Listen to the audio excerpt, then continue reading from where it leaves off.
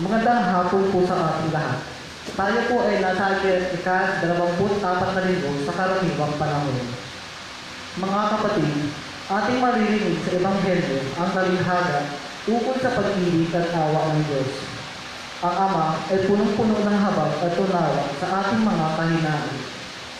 Siya ang pastor na gumagabay at nagbibigay ng ating mga pangangailangan. Dumulog tayo sa Ama na pagkalooban niya tayo ng lakas ng loob upang bumalik sa kanyang piling, lalong-lalo na sa mga pagkakataon tayo'y lumalayo sa landas ng pag-ibig at tamang pamumuhay. Bilang pasimula mo ng pagdiriwang, magsitayo po ang lahat.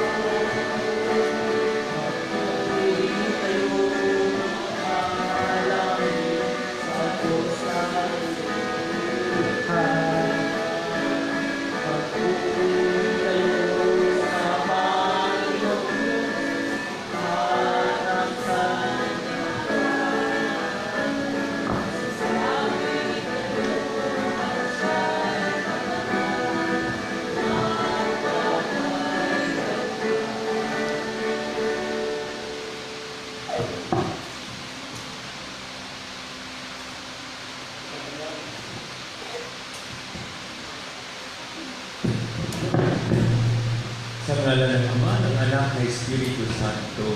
Amen. Sumainyo ang Panginoon. At sumayin. Mga kapatid, tayong lahat ngayon ay natitipon para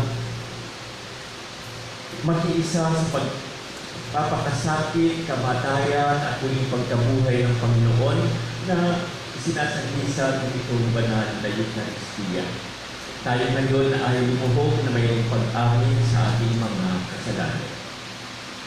Inaamin ko sa makapangyarihan ng Diyos At sa inyo mga kapatid, na luba akong nagkasala sa isip, sa salita at sa gawa, at sa aking pagkukulang. Kaya isinasamo ko sa mahal na Birhen Maria, sa lahat ng mga anghel at mga banal, at sa iyo mga kapatid, na ako'y panalangin sa Panginoong ating Diyos. Kaawaan tayo ng makapangyarihan ng Diyos, patawarin sa ating mga kasalanan, at patnubayan tayo sa buhay na walang hanggan. Amen. Panginoon, kaawaan mo kami.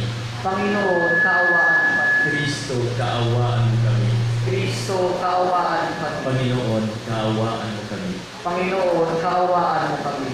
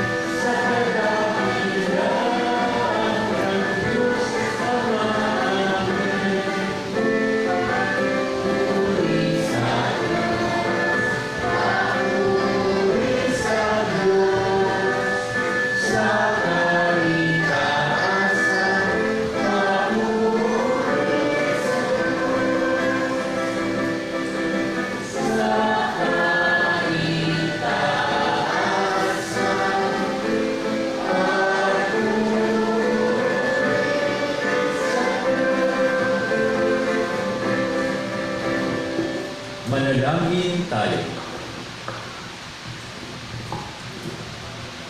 Ama naming makapangyarihan, Ikaw ang lumikha at tagapagmahala ng tanang umiiral. Tungayan mo kami upang ang iyong awa ay muling maranasan at ipagkaloob mong ikaw ay aming wagas na mapaglingkuran sa pamamagitan ng Jesucristo kasama ng Espiritu Santo magpasawalang hanggang. Amen. Magsiupo at makinig sa pagpapahayag ng salita ng Diyos. Sa unang pagbasa, pagkatapos iligtas ni Yahweh ang mga Israelita sa mapanigit na kamay ng mga Ehipsyo, sumamba sila sa isang kuyang dito. Nagsumamo si Moises sa Diyos na huwag lipunin ang mga Israelita at pinahinggan ng Diyos ang kanyang panalangin. Pagbasa mula sa sulat ng Exodo. Noong mga araw na iyon, sinabi ng Panginoon kay Moises, balikan mo ngayon din ang mga Israelitang inialis mo sa Ehipto. Naroon at nagpapakasama. Tinalikdan nila agad ang mga ulos ko. Gumawa sila ng guyang ginto. Iyon ang sinasamba nila ngayon at hinahandugan. Ang sabi nila, iyon ang Diyos na nag-aalis sa kanila sa Ehipto. Kilala ko ang mga tao iyan at alam kong matigas ang kanilang ulo. Kung gusto mo, lilipunin ko sila at sa iyo'y pagmumalain ang isang malaking bansa.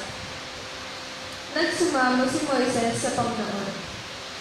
Wag po, huwag niyong lilipunin ang mga taong inaalis niyo sa Ehipto sa pamamagitan ng inyong kapangyarihan.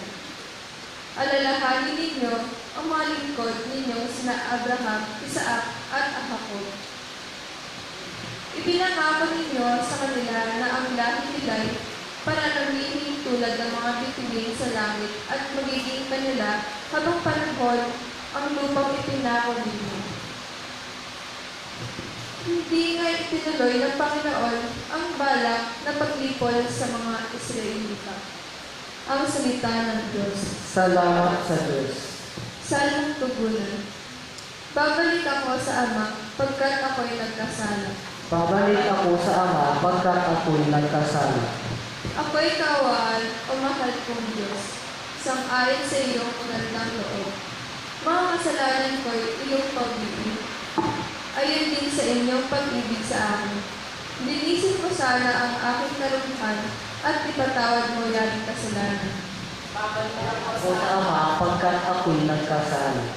Isang pusong tapat sa aking likhain. Bigyan mo, O Diyos, ng bagong damdamin. Sa iyong harapay, huwag akong alisin. Ang Espiritu mo ang pagpaghari ko. Babalik ako sa Ama, pagkat ako'y nagkasala. Turuan mo ako makapagsalita at pupurihin ka sa gitna ng mata. Ang handog ko, O Diyos, na karapat-dapat ay ang pagkumbabat pusong mapagtapat. Babalik ako sa Ama, pagkat ako'y nagkasala. Sa ikalawang pagbasa, kilala noon si Pablo na taga-usig ng mga sumasampalataya kay Jesus. Sa kapitan nito, pinatawad siya ng Diyos na naging sanhi ng kanyang pagpupuli. Pagbasa mula sa unang sulat ni Apostol San Pablo kay Timoteo. Pinakamamahal ko, nagpapasalamat ako kay Kristo Jesus na ating Panginoon na nagbibigay sa akin ng lakas para gawin ito, sapagkat ako'y minarapat niya at hinirang na maging lingkod. Hinirang na ako upang maglingkod sa Kanya, bagamat noong unay nagsalita ako laban sa Kanya. Bukod dito, inusit ko siya nilait. Sa kabila nito'y kinabagan ako ng Diyos, sapagkat hindi ko nalalaman ang aking ginagawa noong ako'y hindi pa naniniwala sa Kanya. Iginawad sa akin ng Panginoon ang Kanyang masaganang pagpapala, kalakip ang pananampalataya at pag-ibig na nasa atin dahil sa pakikipag-isa kay Kristo Jesus. Narito ang isang magkagawa ng dapat tanggapit paniwalaan ng lahat. Si Kristo Jesus ay naparito sa sanlibutan upang iligtas ang mga makasalanan at ako ang pinakamasama sa lahat. Ngunit pinahabagan ako ng Diyos upang sa nangyari sa akin ay ipakita ng Kristo Jesus kung gaano siya katyaga at maging halimbawa ito sa mga mananalig sa Kanya at pagkakalooban ng buhay na walang hanggan. Purihin at dakilain magpakailanman ang iisang Diyos, Haring walang hanggan, walang kamatayan, at di nakikita. Amen. Ang salita ng Diyos. Salamat sa Diyos. Magsitayo po ang lahat.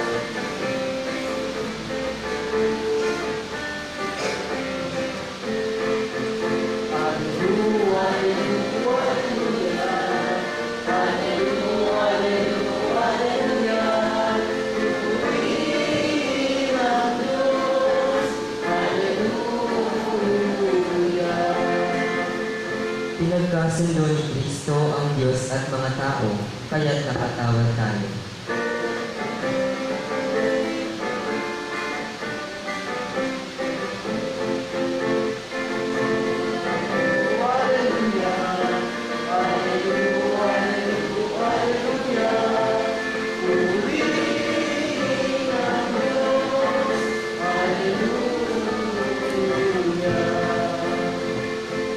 Sumainyo ang Panginoon. At sumayo rin. Ang mabuting balita ng Panginoon ayon kay San Lucas. Papuri sa iyo, Panginoon. Noong panahon iyon, ang mga publikano at mga makasalanan ay nagsisilapit upang makinig kay Jesus. Nagpulong-pulungan ang mga Pariseo at ang mga Eskriba at ang sabi nila, ang taong ito'y nakikisalamuha sa mga makasalanan at nakikisalo sa kanila. At sinabi ni Jesus ang talinhagang ito. Kung ang sino man sa inyo ay may 100 tupa at mawala ang isa, ano ang gagawin niya? Iiwan ang 99 sa ilang at hahanapin ang nawawala hanggang sa matagpuan, hindi ba?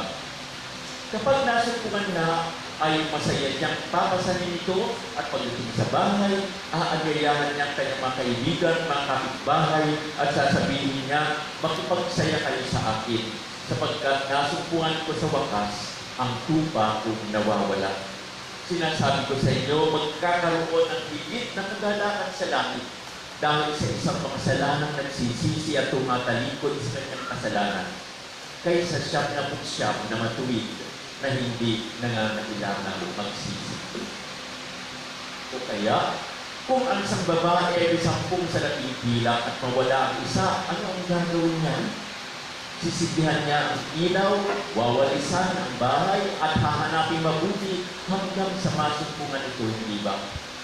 Kapag nasumpungan na niya, ito ay aanyayahan niya ang kanyang mga kaibigan at mga kapitbahay. At sasabihin niya, makipagsaya kayo sa akin sapagkat nasumpungan ko sa wakas ang nawala kong sa labing bilang.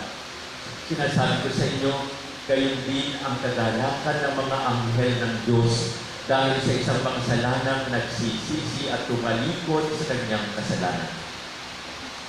Sinabi pa ni Jesus, isang tao ang may 2 anak na lalaki at ang wika ng bunso, Ama, ibigay na po din sa akin ang mamanahin ko at binahagi sa kanila ng ama ang kanyang ari-arian.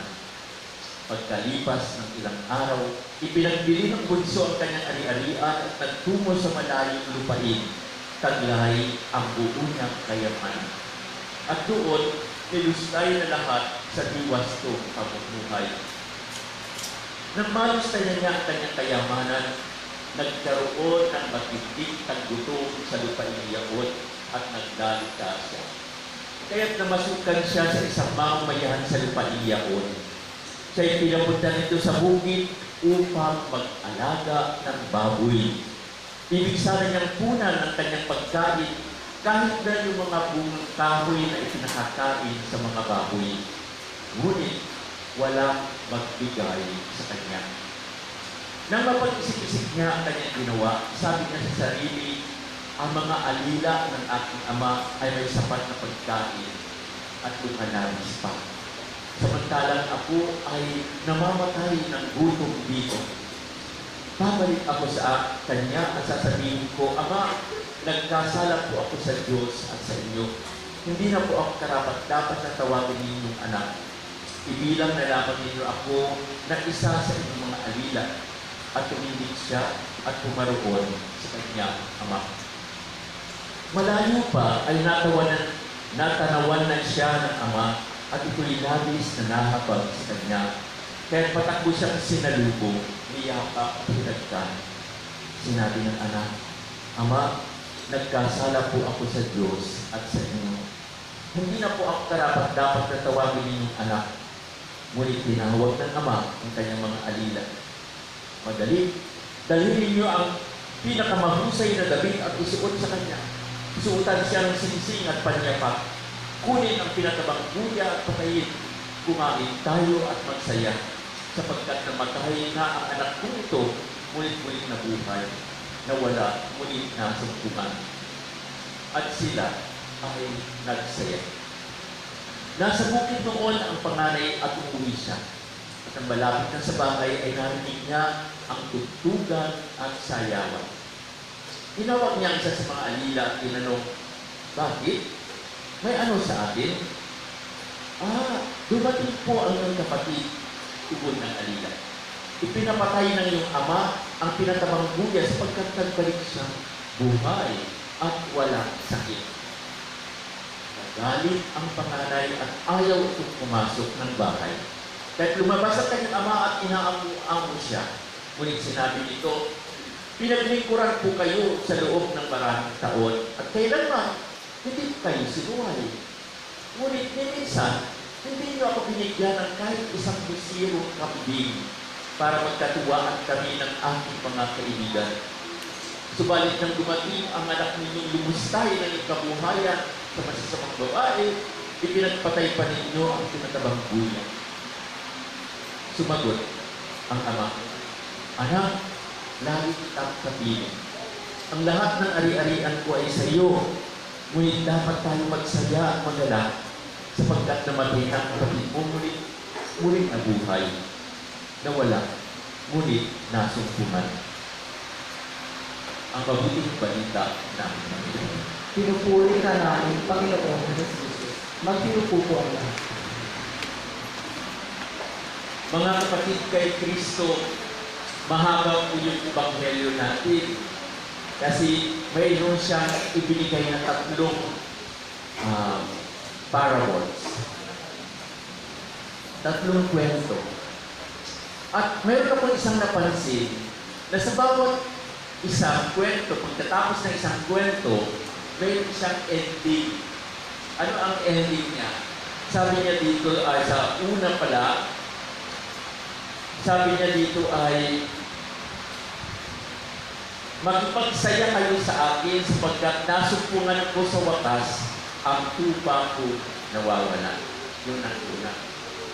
Yung pangalawa, sabi naman niya, magsaya kayo sa akin at magalak sapagkat nasumpungan ko ang nawawala ko sa lapi. Ang pangatlo naman, ganoon din, magsaya kayo sa akin sapagkat magsaya kayo sa akin at magalak sapagkat ang aking anak na naglayas, na akala ko ay namatay na at ay muling nagbalik na buhay at malusog. Magsaya kayo. Ito yung isang napakahalagang mensahe sa atin na sa anumang pangyayari sa buhay, tayo ay mayroong kakayahan kaya na makipagsaya sa kasiyahan ng Diyos natin. Kung ang pananaw namin sa ating buhay ay biyaya ng Diyos, mayroon tayong kakayahan na tingnan ang pagsasaya. Ngunit kung ang kakayahan natin sa buhay ay hindi natin tinitignan yung kakayahan ng Diyos na magbigay ng kasiyahan sa atin, hindi tayo magiging masaya. Halimbawa, sasabihin ko sa inyo, umuulan. Sino sa inyo ang masaya sapagkat umuulan? Kapag ka isang tao, pag umulan na magsisimba ako, ay, ulan na naman. May payo ka naman, may sasakyan ka naman, pero hindi ka masaya kasi umuulan. Bakit? Kasi inconvenient yung bang mayroon kang payo, dito mababasa ka pa rin, mag-aantay ka pa ng sasakyan, ang hirap-hirap sumakay pag umuulan. Sabi natin, yung mga hirap at takot natin, kaya ayaw natin, complain tayo ng complain, hindi tayo masaya. Pero kung titignan mo ito, kailangan ng mga bukid natin ang maraming tubig sa kanilang butirin para makapagpatubo sila ng palay. Ay, sino ba yun? Saan tayo makuha ng ating kinakain na tugas sa palay? Inaangkat po namin, kaya hindi na kailangan magsaya. Kaya kulit, wala na tayong tubig ulan. Kaya hindi lamang yung tubig sa bukid, pati tubig na nagmumula doon sa mga bukal natin, mauubusan. Di ba pagtagto yun? Bomba ka ng bomba galing sa loob ng lupa, wala namang replenishment. Mamaya matutuyo ang din dahil yung nasa ilalim ng lupa na tubig. Pero hindi tayo nagsasaya kasi nahihirapan tayo. Sabi natin. Yan ang isang dahilan bakit hindi tayo papasok sa kasiyahan ng mga. Sinasabi sa atin, pagsaya kayo at paglalaki sapagkat nasumpungan ko ang aking nawawalang tupa, ang aking nawawalang barya, ang aking nawawalang anak. Yung sense ba ng ako ang nauuna, yung pangangailangan ko ang una, hindi tayo makikita ang pangangailangan ng kapwa natin. Sa mga millennials, meron silang sinatawag na, ano ba yun, yung BAE. Alam niyo yung BAE nila? Before anyone else. Yan. Yan, matutuwa mo. BAE, sabi na. Before anyone else, ako muna. Yun ang kanilang palaging nasa isipan. BAE. ako muna before anyone else. Kapag ka mayroong isang bagong damit, dapat ako muna ang mauuna. Pag mayroong isang nagandang idea sa akin muna, galing yan, ako muna before anyone else. At kung may nauna, hindi ka na masaya. Pag ikaw ang nauna, sikat ka. Ha? Okay ako, sikat ako. Pero pag hindi ka na nauna, hindi ka pwedeng makipagsaya sa kanya. Ito yung isang bagay na titignan natin. Ano yung mga bagay na hindi tayo makikita ng pagsaya sa kasiyahan mismo ng Diyos. O kaya naman isa pang bagay na dapat natin tignan. Dito sa Ebanghelyo natin, yung panganay na anak, ayaw pumasok. Kasi sabi niya, it's unfair. Kayo rin, di ba? Nasasabi niyo, hindi fair yung trato mo sa amin. Bakit? Kasi dito sa Ebanghelyo sabi niya, yung anak mo, hindi niya sinabi kapatid ko, kung hindi, yung anak mo, nilustay niya lahat ang pera natin, tapos bumalik siya, pinigyan mo pa siya ng piyesta. Pinatay mo pa yung pinatabang baka. Ako nga, birthday ko, di mo ba ako mabigyan ng kahit kambing na magkasaya-saya kami ng mga kaibigan ko. Unfair. Pero ano nga ba ang dahilan bakit nagsasaya ang ama? Sabi niya, sapagkat namatay na yung anak mo, yung anak ko, at siya ay nakabalik na buhay. Lumayas siya, pero ngayon ay bumabalik. Ayan, kung minsan ito yung isang bagay na hindi tayo makapasok sa kasiyahan ng Diyos Ama dahil lagi natin sinasabi, equality, equality, dapat pantay-pantay ang tingin nyo sa amin. Pero kung minsan, hindi natin nakikita ano ang mas pangangailangan ng iba na dapat mo tugunan. Sabihin ko sa inyo, siguro mayroon kayo sa pamilya niyan, o kaya mayroon kayo sa kapitbahay, o kaya alam na ninyo ang istorya na ganito. Yung isang pamilya. Yung nanay, pinaguyod niyang pag-aaral ng kanyang mga anak. 5 silang mga anak niya. Nagpag-aral yung 4 na anak. Yung isang anak, naglakwat siya. Hindi na nakapag-aral, hindi nakapagtapos, nag-asawa pa ng maaga, ngayon walang trabaho. Yung 4 na iba, ang iba-yung magaganda ng trabaho, nakapag-abroad, may magagandang bahay, may pamilya na sila, at masaya sila. Yung 4 na ito, nagbibigay ng pera sa nanay. Pero yung isa pang anak niya na hindi nakapag-aral, nakatira sa kanya. Sabi ng 4 na anak, bakit sa kanya ba nang pala lahat na pupunta ang ibinibigay namin sa inyo? Unfair. Pinagtrabahuhan namin yan. Ibinibigay namin yan para sa iyo, nanay. Pero bakit ibinibigay mo lang sa anak mo yan na walang silbi, walang kwenta? Unfair. Hindi kayo makikipagsaya. Sabi ng nanay, kaya ang sabihin niya, anak ko pa rin ito. Anak ko pa rin ito.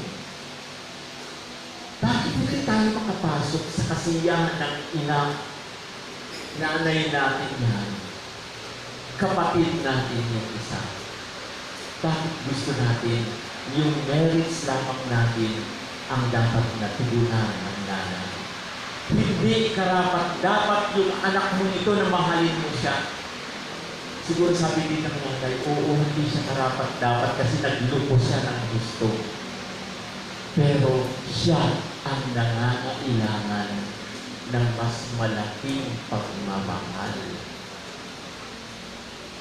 Pero intindihin ninyo, ang mga taong gano'n, sila ang mas nangangailangan na mamahalin mo sila ng lubos. Sapagkat ganyan ang paningin ng Diyos sa atin. Hindi tayo nakakapagsaya, pero hindi tayo man makasalanan. Makasalanan man talaga tayo. At nang tayo ay iniligtas ng Diyos, hindi naman mabait na tayo, wala na tayong kasalanan noon. Hindi. Habang makasalanan pa tayo, namatay na si Jesus para sa atin. Sabi ba ng Diyos Ama, unfair? Hindi. Masaya siya sapagkat kung ang kanyang anak ay namatay para sa atin, tayo rin sinasabihan niya tayo, tanggapin mo ang pagmamahal na ito, maging masaya ka. At naway, ipahayag mo rin ang ganitong pagmamahal sa kapwa.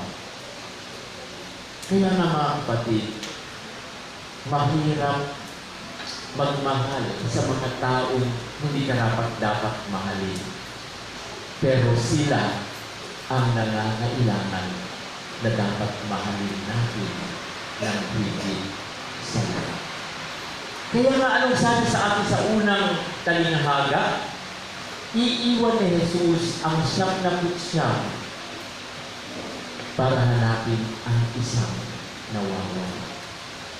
Ganyan din tayo.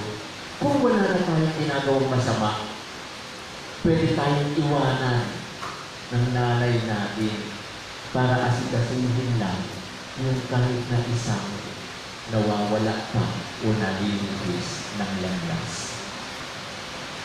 Kaya nga, tayo kaya, marunong ba tayo makipagsaya sa kasiyahan ng Diyos Ama? Mahalin din natin yung mga taong hindi man karapat dapat mahalin, pero nagbibigay tayo ng tapat na pagmamahal sa kanila. Simulan natin sa ating pamilya. Sino ang hindi karapat dapat mahalin? Sa mga kapatid mo, sa mga anak mo. Sila ang mas higit na karapat dapat. Sila ang dapat na mahalin natin ng tapat. Pansinin ninyo, kung ang isa, kami noong mga magkakapatid ganito, kung ang isa sa amin ay may sakit, may lagna, naku, ang nanay namin, bibilangan kami ng Royal True Orange. Bibigyan kami ng Royco Noodle Soup. Naku, sarap. Naiingit ba yung kapatid ko pag mayroon ako binibigyan ko ng ganyan ng nanay ko? Hindi, kasi ako ang may sakit. Sila wala. Sila, yung regular na pagkain lang nila doon, walang Royal True Orange, walang Royco Noodle Soup. Ganyan ang panaming araw yun sa amin. Pero, hindi nagsiselos yung kapatid ko, hindi nagsasabi, unfair, bakit siya mayroong ganyan, kami wala. Kasi nakikita nila, kailangan mo ng pagmamahal yung mga taong may sakit. Hindi naman sana sa mga may sakit na lagna. Kung hindi nakapag-aral yung isang kapatid mo, pababayaan mo na lang ba? Unfair. Sabi mo ba, pag tinutulungan pa siya hanggang ngayon ng nanay mo, nasabihin mo ba siya, unfair? Para makipagsaya tayo sa Diyos, matuto tayong tanggapin may mga sitwasyon na ganito sa buhay. At sasabihin sa atin, ang kapatid mong ito naglubog, ngunit ngayon, lalo ko siyang tinutulungan kasi mas kailangan niya ang tulong mo. Sana matuto tayong tanggapin ang mga kapatid natin na naliligaw ng landas at akayin sila pabalik sa pagmamahal ng Diyos. Bigyan sana natin ang buhay ang napakahalagang mensahe sa atin ngayon ng Ebanghelyo natin. Tumayo tayo at pahayag ang ating pananampalataya. Sumasampalataya ako Sa Diyos Amang makapangyarihan sa lahat, na may gawa ng langit at lupa.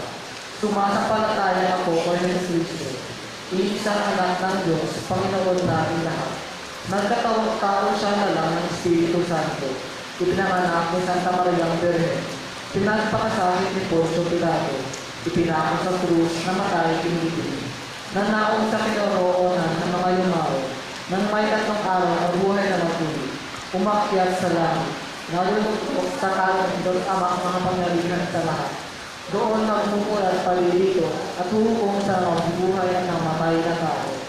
Sumasampalataya naman ako sa Diyos Espiritu Santo, sa banal na simbahang Katolika, sa kasamahan ng mga banal, sa kapatawaran ng mga kasalanan, na magkabuhay na muli ng namatay na tao, at sa buhay na walang hanggan.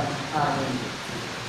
Manalangin tayo sa mahabaging pag-ibig ng Ama upang maging mukha din tayo ng kanyang pag-ibig at mapagpatawad sa ating kapwa. Ang tugon natin, mapagmahal naming Ama, dinggin mo kami. Mapagmahal namin Ama, dinggin mo kami. Para sa mga namumuno ng ating simbahan, maging saksinawa sila sa pagmamahal upang masalamin sa kanilang pamumuhay ang kabanalan ng Diyos. Manalangin tayo. Mapagmahal namin Ama, dinggin mo kami. Para sa mga taong hirap magpatawad, mabuksan nawa ang kanilang puso upang mapanumbalik ang dating pagkakasundo at alab ng samahan. Manalangin tayo. Mapagmahal namin Ama, dinggin mo kami. Para sa mga pinuno ng ating bansa, pagtuloy nawa silang maging tagapagtanggol ng katarungan at dangal ng bawat tao. Manalangin tayo. Mapagmahal namin Ama, dinggin mo kami. Para sa mga taong nandalamig ang pananampalataya sa Diyos, matantok na Maria na nariyan lagi si Jesus sa kanilang pamumuhay. Manalangin tayo. Mapagmahal namin Ama, dinggin mo kami. Para sa mga may sakit, tuluyan nawa nilang madama ang Diyos sa pamamagitan ng mga taong nag-aalaga sa kanila. Manalangin tayo. Mapagmahal namin Ama, dinggin mo kami. Sa ilang sandali ng katahimikan, ating ipanalangin ang iba pang pangangailangan ng ating komunidad, pati na rin ang ating personal na kahilingan. Manalangin tayo. Mapagmahal namin Ama, dinggin mo kami. Para sa pasasalamat at personal na intensyon ng mga madre at pari ng Diocese ng Iba, Kanda family, Esteban family, De La Cruz family, Barrera family, Magay family, Antipolo family, Laarni Martinez, Michael Pacheca, Boyer Basilio, Joma Ramirez, Mary Teresa Casilla, Paul Dayan, Rowena Hikmot, Alexander Gonzalez, at Juanito Di Bacudahan. Manalangin tayo. Mapagmahal namin Ama, dinggin mo kami. Para sa ikapapayapa ng mga kaluluwa nila, Glorioso Rocapolo Sr., Angelo Onofre, Leonila Canda, Ponciano Canda, Jesus Canda, Rolando Canda, Rona Lee Angela de la Cruz, Renate Linda, Wilfredo Barrera, Dionisio Barredo Sr., at Ricardo Evangelista. Manalangin tayo. Mapagmahal namin Ama, dinggin mo kami. Ama, pakinggan mo ang pagsusumamo ng iyong bayan. Gawin mo kami isa sa isip at puso upang makamit namin ang kapayapaan sa pamagitan ni Kristo, aming Panginoon. Amen.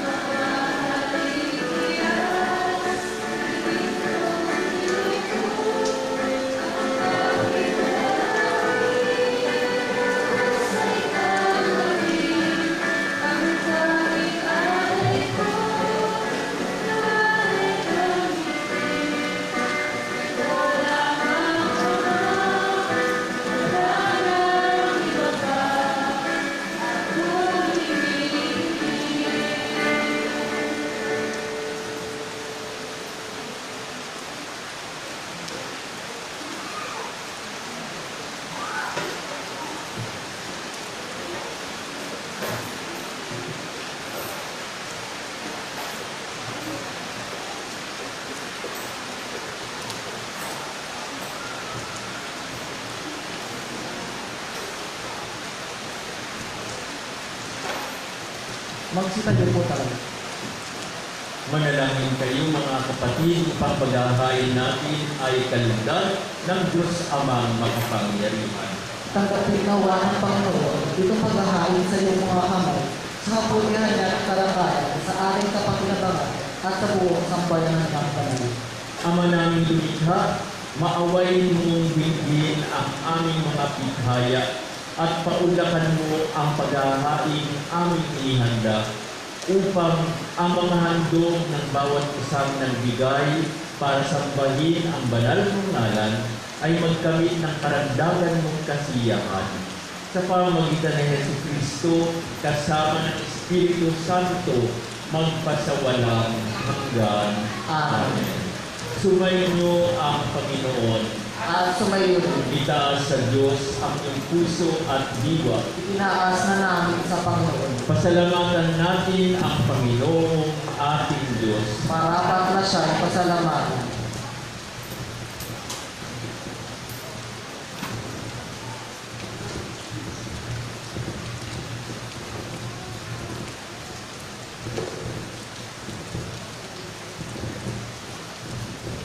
Ama namin makapangyarihan, tunay ng marapat na ikaw ay aming pasalamatan. Kasama at kamatayan matapos na lupigin ng anak mong si Jesus na Panginoon na namin. Siya ngayon ay umakyat sa iyong piling bilang haring dakilang sinasamba ng mga anghel. Siya ang aming tagapamagitang nakikiusap sa iyo para sa tanan. Siya ang tagapasya sa lupa at kalangitan. Hindi niya uminaksi ang abanyang pagkatao sa pagluklok sa kanan mo, sapagkat kami ang katawan at siya ang ulo, at ang pag-akyat niya ay katiyakan sa sakit kami sa iyo. Kaya kaysa ng mga anghel nagsisiawit ng papuri sa iyo ng walang humpay sa kalangitan, kami nagbubuhi sa iyong kaluwalhatian.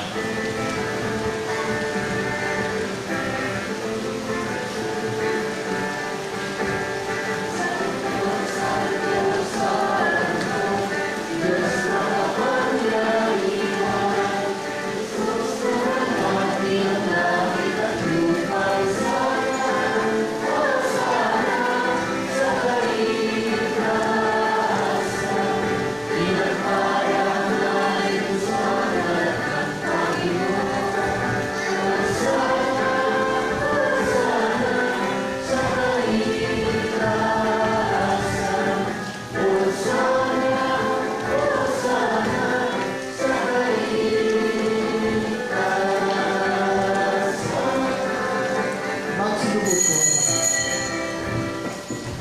Ama namin banal, ikaw ang bukal ng tanang kabanalan, kaya sa pamagitan ng iyong Espiritu gawin mong banal ang mga kaloob na ito upang para sa amin ay maging katawan at dugo ng aming Panginoong Hesus Kristo.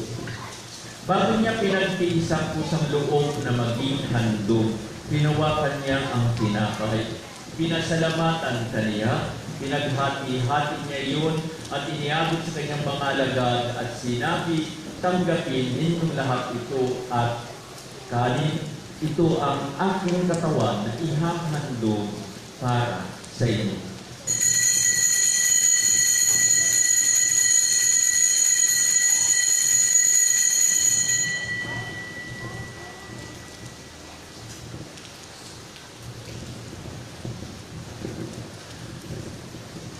Gayon din naman, pagkatapos ng hapunan, hinawakan niya ang kalis. Muli kanyang pinasalamatan.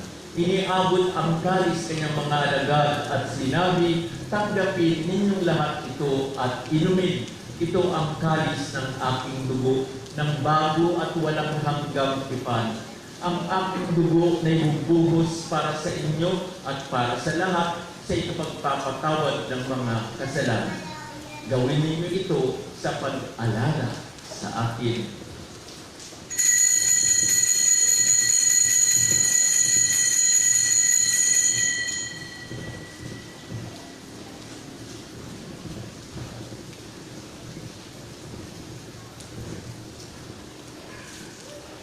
ang misteryo ng pananampalataya.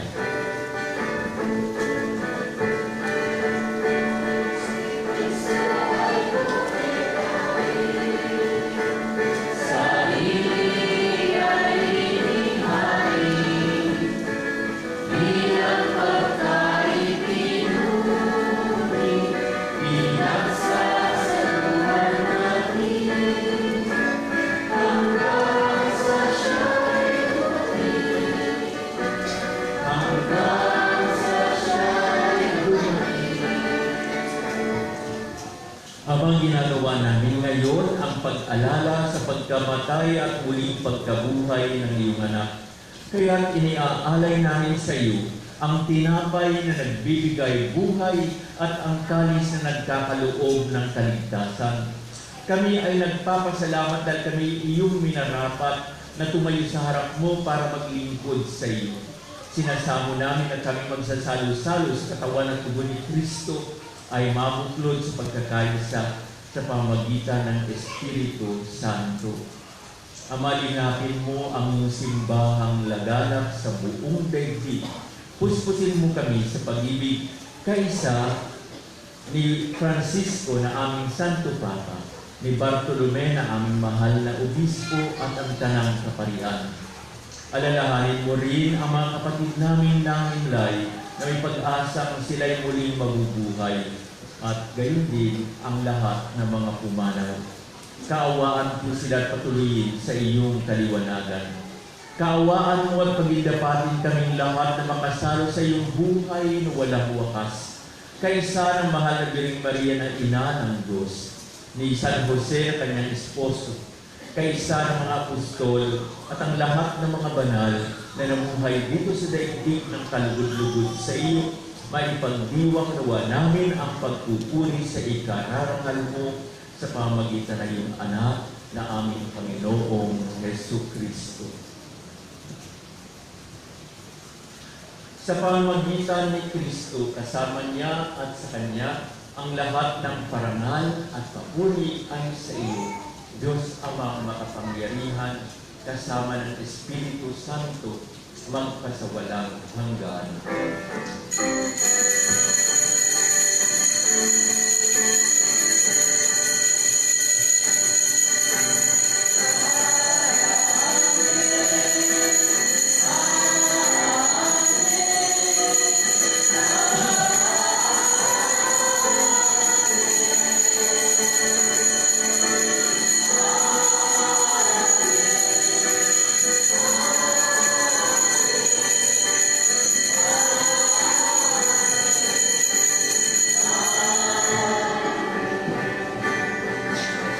Tayong lahat ngayon ay magkaisa sa panawagan sa Diyos na ating Ama.